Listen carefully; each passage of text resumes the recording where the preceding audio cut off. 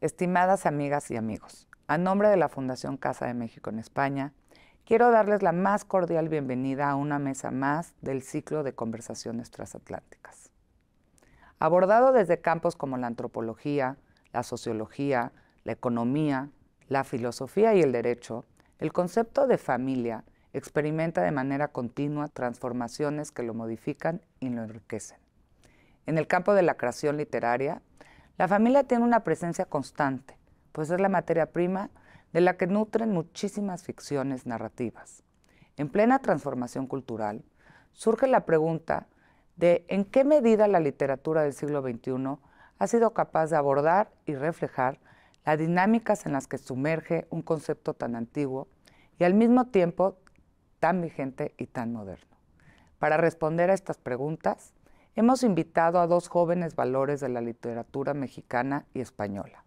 Laura Baeza, autora de los libros Ensayo de orquesta, Época de cerezos y Niebla ardiente.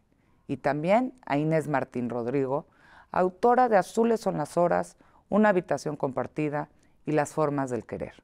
Sean todas y todos ustedes bienvenidos. Muchas gracias. Bueno, muy buenas tardes a todas y a todos. Estamos en Casa de México, en la Fundación Casa de México en Madrid, para una de nuestras nuevas conversaciones transatlánticas.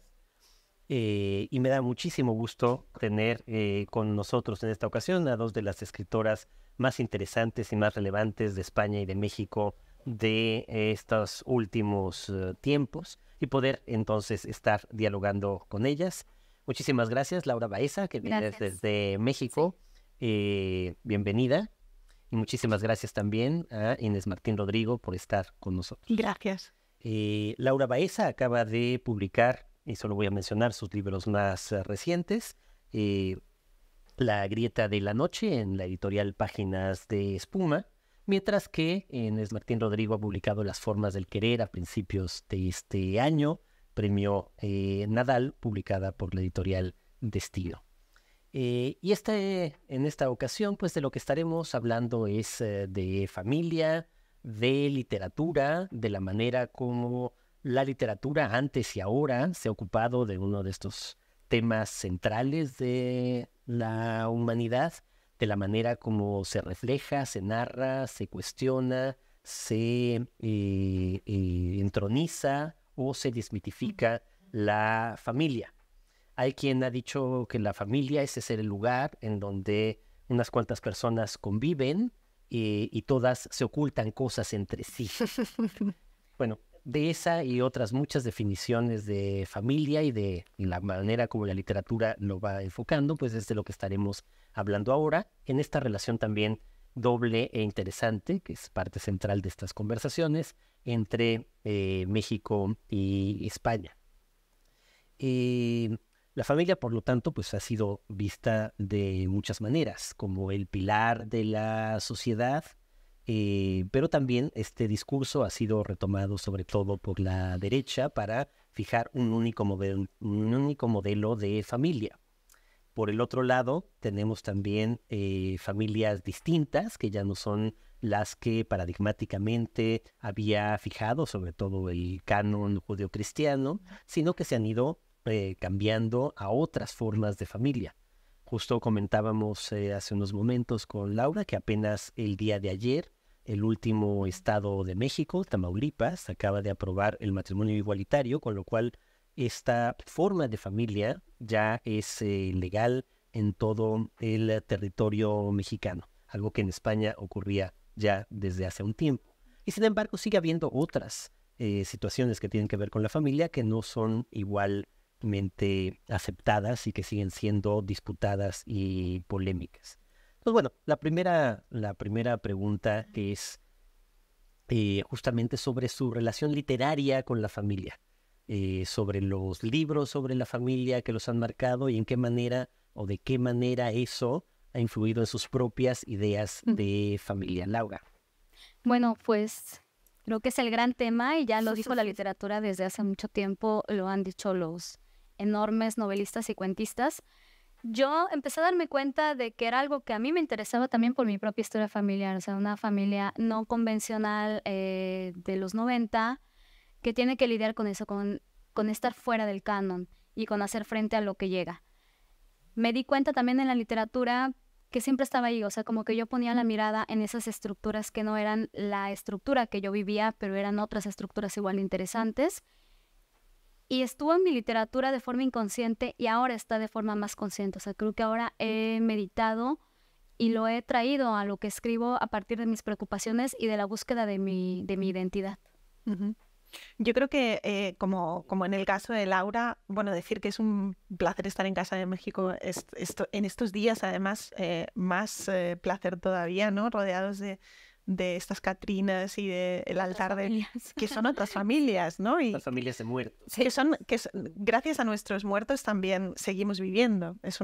Por lo menos yo lo veo así, ¿no? Y mi relación con la muerte es muy particular en ese sentido desde muy jovencita, ¿no? Y por eso me atrae también mucho la cultura que en México tiene mucho que ver con eso, ¿verdad? Pero respondiendo a tu pregunta, Jorge, yo creo que por lo menos en mi caso, yo lo que siempre he buscado a través de la literatura, primero a través de mis lecturas, y sigo buscando, y después a través de mi escritura, ha sido escapar un poco de ese modelo de familia tradicional o un modelo de familia convencional que durante siglos hemos aceptado como válido porque no nos ha quedado más remedio que aceptarlo, ¿no? No debemos olvidar que lo normal tiene que ver con lo normativo, es decir, con lo que nos venden como aquello que es aceptable o no, y por lo tanto tiene que ver con las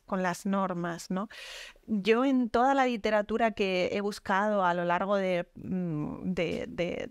mis muchas décadas de lectora tenía que ver con aquello que se escapaba de eso, precisamente de lo normativo, ¿no? Es decir, los personajes que eran siempre secundarios y vivían en esos márgenes de la realidad que a mí más me atraían, ¿no? Yo lo que buscaba era darles protagonismo, convertirles en protagonistas porque creía que lo merecían, pero además porque en mi relato al final se trata de que nos construyamos nuestro propio relato, ¿no? Tanto como lectores como escritoras, ¿no? Entonces, en mi relato, ellos necesitaban ser protagonistas, ¿no? Yo sentía que no tenían el protagonismo que merecían y por tanto he procurado dárselo a través de todo lo que he ido escribiendo y sobre todo con esta novela, ¿no? Con las formas del querer, ¿no? Mujeres que no han tenido acceso a la cultura, mujeres que no han tenido acceso a la educación,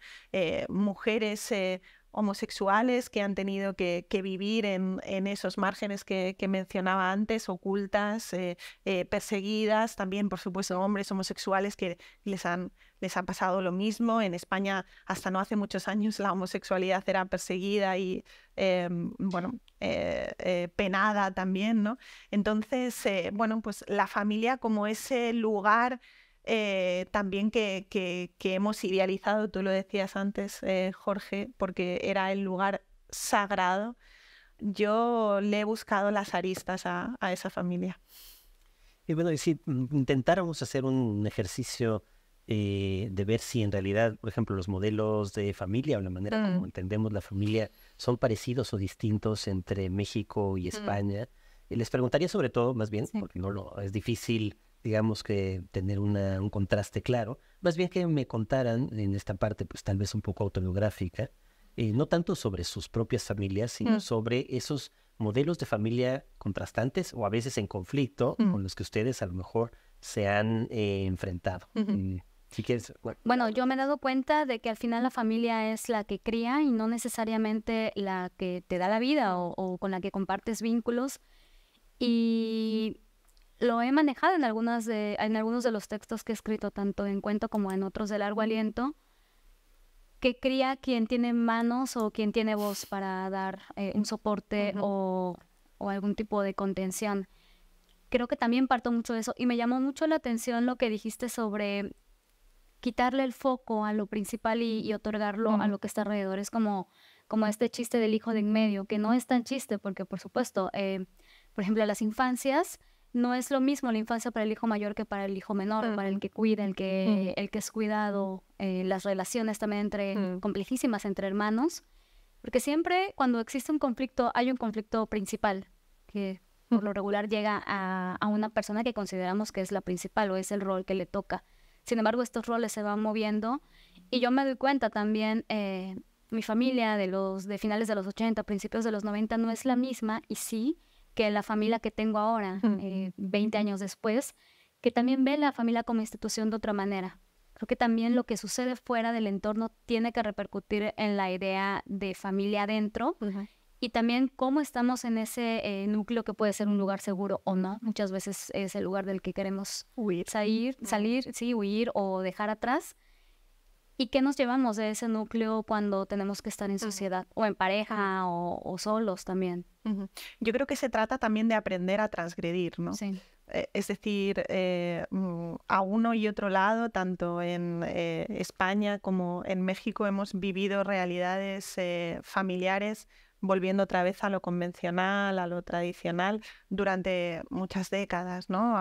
Todo el siglo XX, y no ha sido hasta comienzos del siglo XXI que nos hemos atrevido a transgredir, y hablo desde el punto de vista también literario y narrativo, ¿no? Y si nos hemos atrevido a hacer eso en lo narrativo, en lo literario, ha sido porque primero lo hemos hecho a nivel personal, ¿no? Yo creo que la literatura y la realidad viven una relación de mutua influencia, ¿no? Y por lo menos en mi caso es casi imposible que no haya poros, ¿no? Que no se filtren las cosas de la vida con las cosas de la literatura. Es una relación muy promiscua en ese sentido. Estaba buscando justo esa palabra, ¿no? Y tengo la sensación de que primero he tenido que transgredir las normas a nivel personal, en mi vida familiar, aprender a que hay otras formas de querer, a que hay otras formas de vivir, a que hay otras formas de vivir en familia también. He tenido que aprender primero eso para poder después llevarlo a la literatura, ¿no? Y vuelvo otra vez al relato con el que empezaba la intervención. Yo creo que es muy importante que vayamos construyendo ese relato para que vaya calando, ¿no? ¿Para qué sirve la literatura, al fin y al cabo, ¿no? También es una herramienta magnífica, es una herramienta fantástica para que se vaya filtrando esa nueva realidad, que es obvio que es una realidad distinta a la que vivieron nuestros abuelos, a la que vivieron incluso nuestros padres, ¿no? O sea, a la que vivieron todas las generaciones que nos precedieron y que también lo reflejaron en sus novelas y en sus cuentos y en sus textos, ¿no? Pero fíjate que en ese sentido, por ejemplo, Laura forma parte de una generación voy a decir de escritoras, sobre todo, de escritoras latinoamericanas que tienen a las espaldas una mochila muy pesada, que es la mochila del boom, la mochila del realismo mágico, etcétera, etcétera. Y las admiro muchísimo porque han tirado esa mochila, la han tirado por la ventana totalmente y han dicho: no quiero saber nada de aquello, voy a construir mi propia realidad narrativa, mi propia realidad literaria, y han sido capaces de hacer eso, ¿no? De construir, fíjate lo que voy a decir, su propia familia literaria, ¿no? Y eso es fantástico. Es maravilloso, es maravilloso, ¿no? Y es una generación que está integrada por autoras, en su mayoría, pues autoras maravillosas, como es Laura, insisto, pero pues Amanda Schweblin, o Mónica Ojeda, o por supuesto Mariana Enríquez, que podría ser un poco la madre, o la rockstar que hablábamos antes, ¿no? Cuando hablábamos antes de llegar aquí.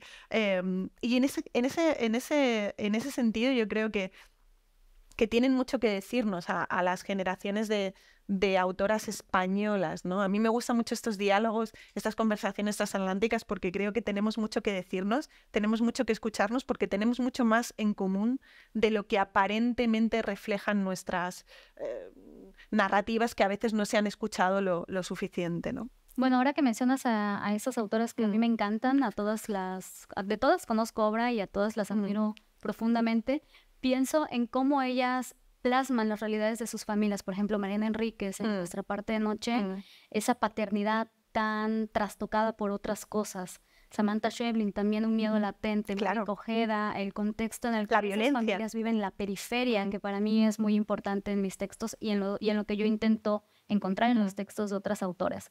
Y eso es por un lado. Y por el otro también, mientras decías todo esto, yo pensaba en lo que nos ha influido, que no nada más es literatura, también es, bueno, creo que todas estamos bastante nutridas del cine, de la televisión. Claro. Y los modelos de los 80, de los 90 eran totalmente distintos a los que ahora se replican de forma masiva.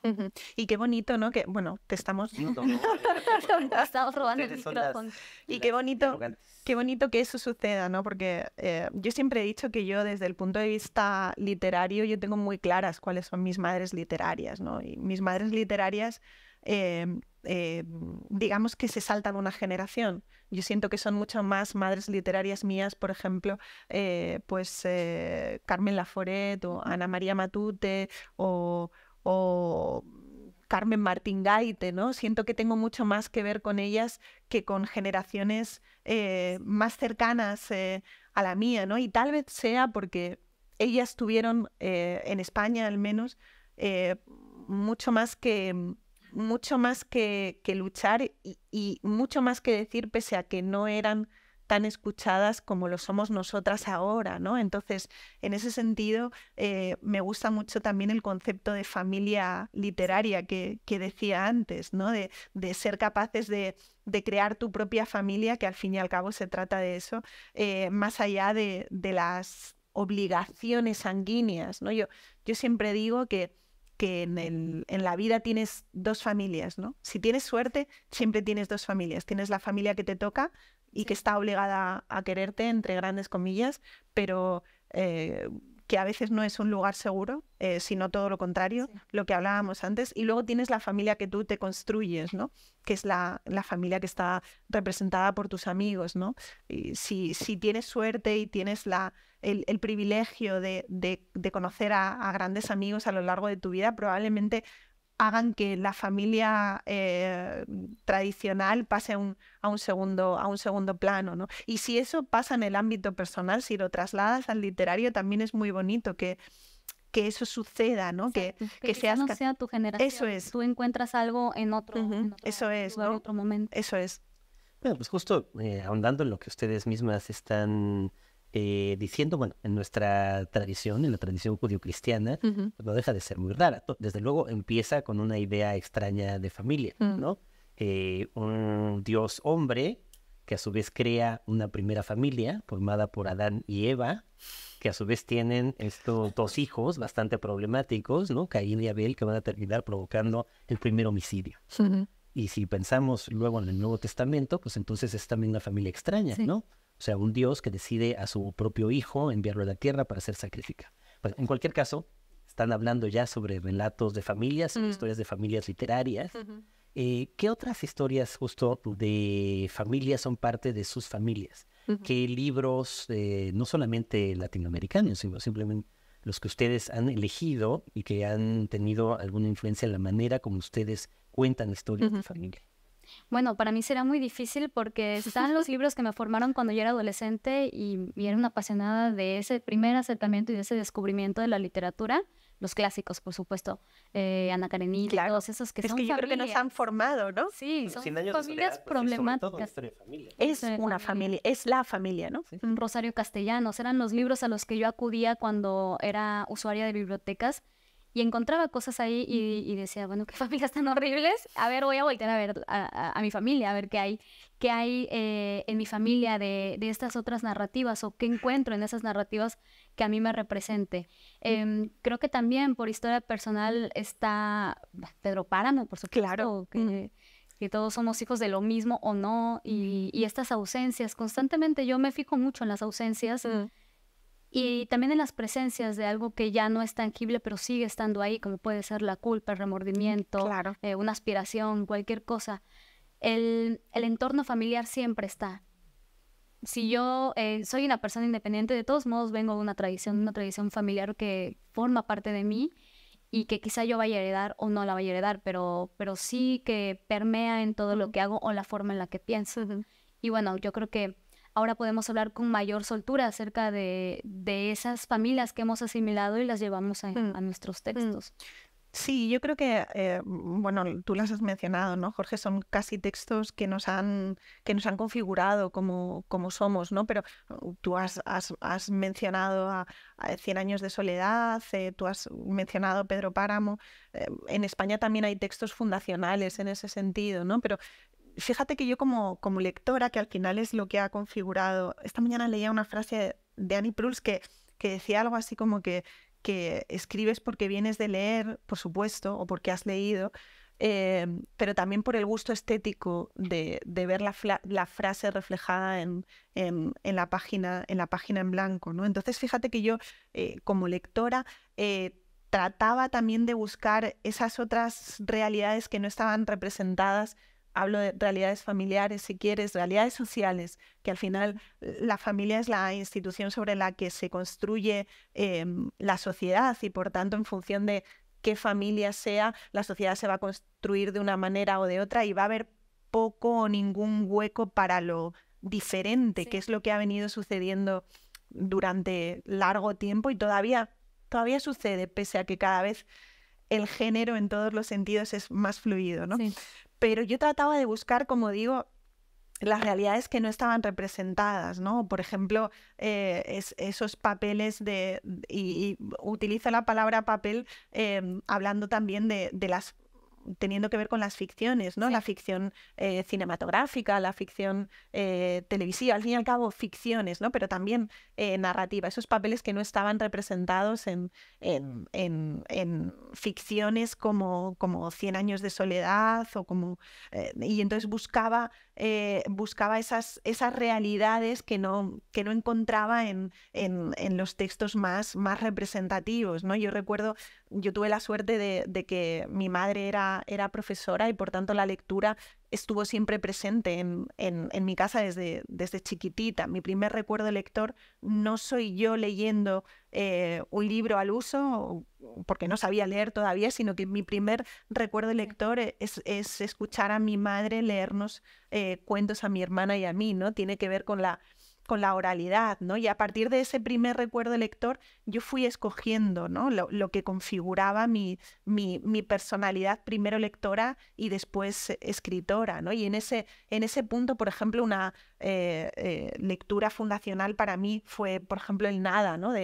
de Carmen Laforet, ¿no? Con ese personaje protagonista de esa chica que de repente llega a Barcelona con sus maletas, sí, y que ve describe una realidad hostil. En el fondo es una persona que se siente rara en su familia, que se siente incomprendida y que trata de buscar un sitio donde no lo tiene. Todo es ruina también, porque donde todo es ruina dentro de la casa y es ruina afuera, y ella, a pesar de que tendría todo para estar arruinada, no lo está. Al revés, todo lo contrario, ¿no? Entonces, y eso tiene mucho también que ver con la fragilidad, ¿no? A mí lo que me atraía de ese personaje es que no era un personaje fuerte, que no lo es, que no era un personaje clásico tampoco. Yo creo que por lo menos yo lo veo así, ¿no? Las nuevas generaciones insisto, de escritoras sobre todo, nos estamos tratando de desligar cada vez más de esos clásicos que nos han dicho que todo era heteropatriarcal, sí, que todo tenía que ver con un discurso muy machista, que todo tenía que ver... Y eso, que todo tiene que ser a la fuerza por la fuerza. Eso es, ¿no? Y que cuando te salías de aquello, y eso enlaza con lo que hablabas antes, te sentías culpable, sí, ¿verdad? Y eras una marginada y estabas condenada a vivir en esos márgenes de la realidad en los que nunca jamás había protagonistas, solo había, bueno, pues mendigos, solo había prostitutas, solo había... A mí me interesan mucho más esos personajes que la madre, bueno, pues ideal o abnegada, ¿no? Abnegada, dispuesta a sacrificar todo por sus hijos. Por ejemplo, un discurso que a mí, no sé si discurso, pero por lo menos un relato que a mí me interesa mucho es el hecho de alejar la maternidad del centro de el ser mujer, ¿no? Como la maternidad no tiene por qué definir a una mujer y sobre todo no tiene por qué llenarte como mujer. Yo creo que eso también lo estamos explorando mucho desde el punto de vista narrativo. Ya no todas nuestras historias, todos nuestros relatos, todas nuestras ficciones al fin y al cabo están protagonizadas por una mujer que es madre, que se realizó siendo madre, ¿no? Eso que es el lugar común. Siempre. Eso es, que es el lugar común que hemos heredado incluso de nuestros, ¿no? De nuestros antecedentes literarios, ¿no? Entonces a mí eso también me gusta mucho transgredirlo, ¿no? Sí. Y bueno, hay nuestro premio Nobel de este año. Exacto, desde lo íntimo. Claro. A mí me fascina, me gusta esa intimidad con la que ella es capaz de escribir cualquier cosa, porque es justo también escribir sobre cualquier cosa, no únicamente sobre los grandes temas que hemos absorbido desde que somos pequeños. Se puede escribir de lo que sea, porque ese lo que sea es la esencia de cualquier persona, no necesariamente del gran escritor, de cualquiera que tenga una identidad. Pero fíjate que, y ya termino con esta reflexión, y es que creo que es muy importante porque nos apela mucho a las escritoras jóvenes, ¿no? Y yo creo que Annie Ernaux nos apela mucho a las escritoras jóvenes porque lleva escribiendo sobre lo mismo y sin embargo de manera diferente de esa intimidad propia desde el principio, ¿no? Y ha sido capaz de transgredir, volvemos otra vez a ese verbo, ha sido capaz de transgredir desde el principio con esa primera novela en la que hablaba de su propio aborto, ¿no? Y quiero decir, ha sido capaz de hacer lo que todas querríamos haber empezado a hacer desde el principio y sin embargo no nos atrevimos, ¿no? Porque aquello no estaba bien, porque aquello no iba a salir en los cánones. El canon y el... Eso es, ¿no? Entonces ha sido como la constatación de, por fin. Por eso yo creo que este premio Nobel nos ha representado mucho a todas, o nos hemos sentido muy felices con la noticia, ¿no? Porque es algo que, por ejemplo, ella ha venido haciendo siempre en su trayectoria, en su carrera, ¿no? Y sin embargo estaba ahí apartada, o por lo menos era una escritora como más... un poco periférica para lo que se esperaba. Estaba en el margen, ¿no? Esto que venimos hablando siempre. Y sin embargo, un hombre que lo ha venido haciendo siempre, como Karl Ove Knausgaard, se le entronizó, se le convirtió en el maestro de la, no sé si llamarlo autoficción o llámalo como quieras, ¿no? Y que contaba sus cosas de hombre, era mucho más entronizado, ¿no? Y sin embargo, Annie Ernaux, que contaba sus cosas de mujer, pues es que habla de sus cosas de mujer, ¿no? Entonces me parece como un acto de justicia poética maravilloso el hecho de que le hayan dado el Nobel y nos sigue animando a las escritoras jóvenes que estamos escribiendo ahora sobre nuestras propias realidades, a seguir ejerciendo esa transgresión de nuestra propia intimidad, ¿no? Y sentirnos bien y sentirnos orgullosas de escribir como lo hacemos y sobre lo que lo hacemos. Sí. Bueno, justo iba a ir hacia algo que dice Annie Ernaux, justamente la idea de que la intimidad y por lo tanto la familia es siempre política. Claro. Digo, antes me había referido a una parte de nuestro modelo, la parte, digamos, que viene de la parte judio-cristiana. La otra es nuestro modelo que viene sobre todo a partir del Imperio Romano. La institución, digamos, de la familia, en términos legales, es sobre todo un núcleo de poder que a su vez divide el poder entre sus miembros. Desde esas épocas, el poder del pater familias, la mujer que se le consideraba capaz, pero al mismo tiempo sujeta a la imbecilitas, a una cierta imbecilidad en términos romanos, que la disminuía y tenía que tener, por lo tanto, una cierta tutela del pater familias, a los hijos que eran todavía incapaces hasta cumplir la mayoría de edad, y de los esclavos que eran cosas igual que el resto de la propiedad que administraban. Bueno, de ahí viene, digamos, una parte de ese modelo. Y Annie Ernaux pues llegará a ver la familia también, ¿no?, en la intimidad como una cuestión sobre todo política. Entonces ahora enlazando esto con lo que ya empezaban a decir, les preguntaría, ¿ustedes cómo trasladan su experiencia familiar autobiográfica a lo literario?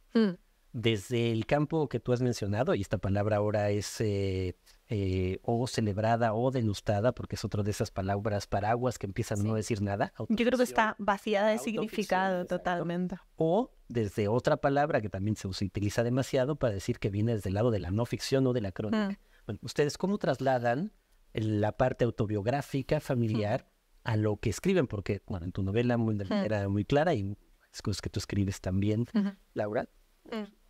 Bueno, parecería que yo vengo de la peor de las familias y solamente me estoy quejando de eso, y no es así. Creo que venir de modelos de familias diferentes nos hace reflexionar acerca de quiénes somos y cómo Nos son enriquece, nosotros ¿no? modelos. Claro. Nos enriquece, nos da una visión mucho más amplia, nos despegamos un poco de lo hegemónico para comprender y también entender hacia dónde vamos. Creo que eso a mí me ha funcionado mucho. Yo crecí con un modelo en el que cuidaba a todo mundo. A veces no había nadie, pero sentías que sí había cuidados por todas partes, y es lo que yo, en la medida de mis posibilidades, he ido replicando.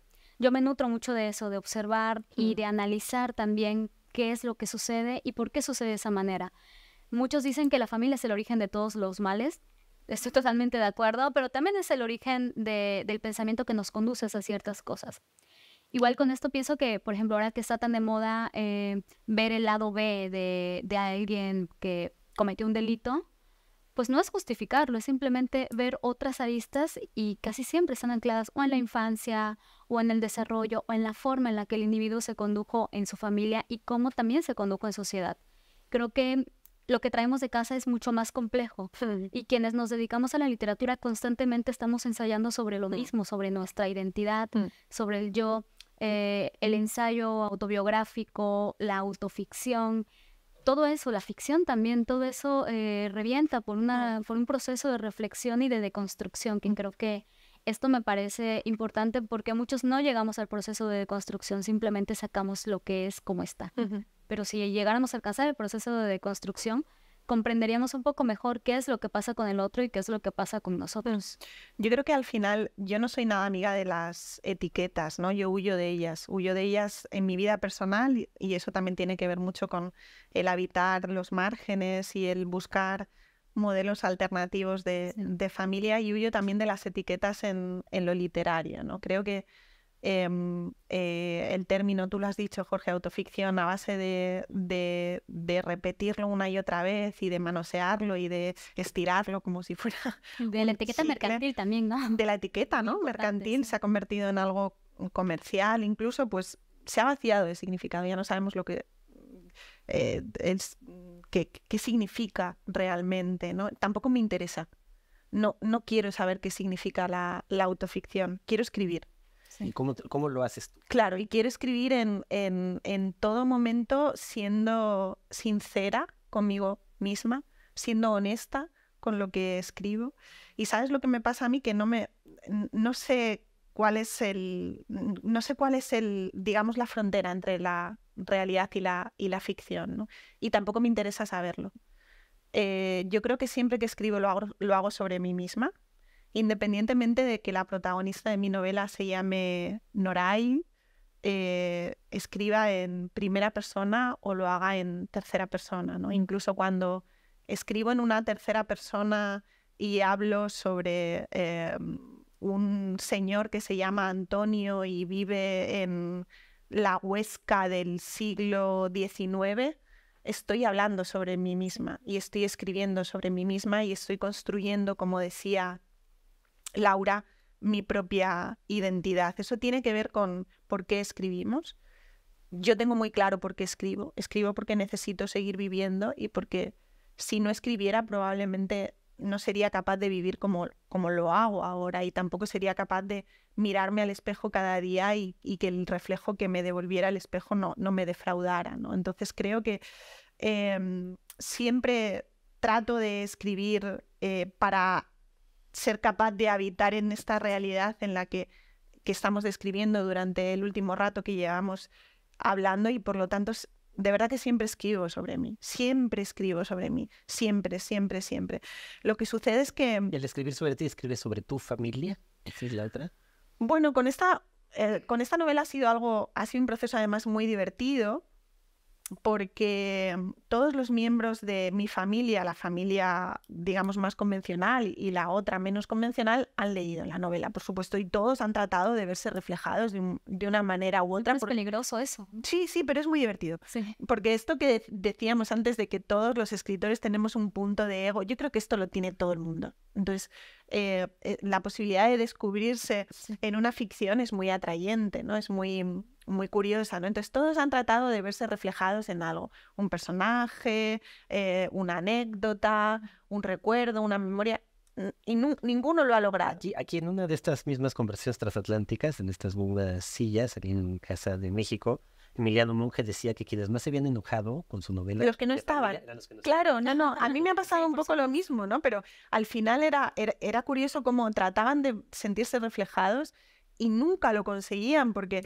Y esto tiene que ver con una conversación que tenía hace poco con Margarita García Roballo, y es que llegábamos a la conclusión, y era una reflexión compartida, que cuando tú coges un pedazo de la realidad, propia o ajena, y la reflejas sobre una página, ya no es realidad.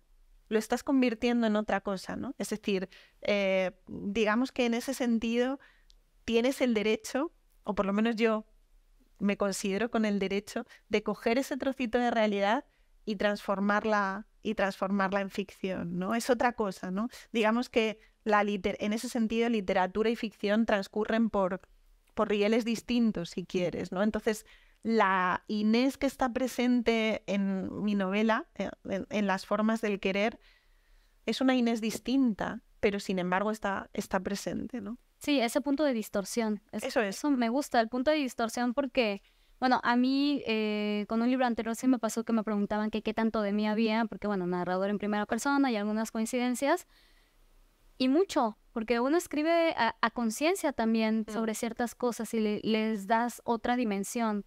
Y que yo diga, no, no tiene nada que ver conmigo o estoy despersonalizada, es mentira, porque parte de mí, parte de mis experiencias... Pero serías una embustera, claro, o sea, sería... Exacto, no haría eso. Sería impostura totalmente, que todo escritor es impostor, eso es evidente. Pero precisamente, ¿no? O sea, me gusta mucho esto que dice Laura, porque cada vez que te preguntan, es una pregunta muy recurrente, pregunta que yo también he hecho en mi trabajo como periodista, ¿cuánto hay de ti en